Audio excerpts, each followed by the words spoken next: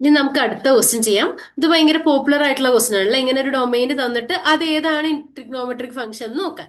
അപ്പൊ ഇവിടെ തന്നിരിക്കുന്ന ഓപ്ഷൻസ് ഏതൊക്കെയാ? കോസ് എക്സ് ആണ് അല്ലെ, cos inverse X, cos inverse 3x അങ്ങനെയാണ്. അപ്പൊ എല്ലാതും എന്ത് ഫോമിലാണ്? കോസ് ഇൻവേഴ്സിന്റെ ഫോമിലാണ്. അപ്പൊ നമുക്കറിയാം കോസ് ഇൻവേഴ്സിന്റെ ഡൊമെയിൻ എന്താണ്? -1 < (x < 1) ആണ്. അത് നമുക്കറിയാം അല്ലെ. പക്ഷെ നമുക്ക് ഓപ്ഷൻ 1 അല്ല എന്നുള്ളത് കറക്റ്റ് ആയിട്ട് കിട്ടി. ഇനി ബാക്കി ഓപ്ഷൻസ് നമുക്ക് ക്വസ്റ്റ്യനിൽ എന്താ തന്നിരിക്കുന്നത്? 1/3 ആണ്. അപ്പൊ നമുക്ക് ഇത് എന്താവണം? 1/3 ആക്കണം. അപ്പൊ നമ്മൾ അതിന് എന്ത് എഴുതി? നമ്മുടെ ക്വസ്റ്റ്യനിൽ ഉള്ളത് എഴുതി. 1/3 < (x < 1) ഓക്കെ, 1/3.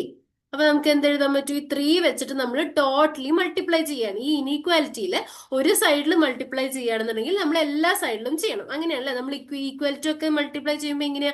LHS മൾട്ടിപ്ലൈ ചെയ്യുകയാണെങ്കിൽ RHS മൾട്ടിപ്ലൈ ചെയ്യണം. LHS ഡിവൈഡ് ചെയ്യുകയാണെങ്കിൽ RHS ഡിവൈഡ് ചെയ്യണം. അപ്പൊ നമ്മൾ ഇവിടെ എന്ത് ചെയ്തു? ഈ മൂന്ന് ഇനീക്വാലിറ്റീസിലും നമ്മൾ എന്ത് ചെയ്തു?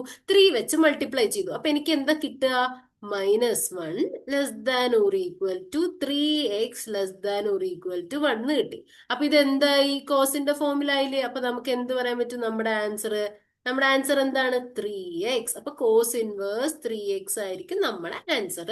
അപ്പൊ ഈ രണ്ട് ക്വസ്റ്റിനും ഏത് ചാപ്റ്ററിലായിരുന്നു? ഇൻവേഴ്സ് ട്രിഗ്നോമെട്രിക് ഫംഗ്ഷൻ എന്ന് പറഞ്ഞ ചാപ്റ്ററിലായിരുന്നു. അപ്പൊ ഇത് നമുക്ക് ബേസിക്കലി എന്താ അറിയേണ്ടത്? നമ്മളപ്പോ ഓരോന്നിന്റെയും പ്രിൻസിപ്പൽ ഡൊമെയിൻ അറിയണം. എന്നാൽ മാത്രമേ ഈ ക്വസ്റ്റ്യൻ അറിയാൻ പറ്റുള്ളൂ. അപ്പൊ നമ്മൾ റിവിഷൻ ചെയ്യുമ്പോൾ എന്താ ചെയ്യേണ്ടതെന്ന് വെച്ച് കഴിഞ്ഞാൽ ഓരോ ചാപ്റ്റർ പഠിക്കുമ്പോൾ ആ ക്വസ്റ്റ്യൻ കിട്ടുന്നുണ്ടോ എന്ന് നോക്കുക.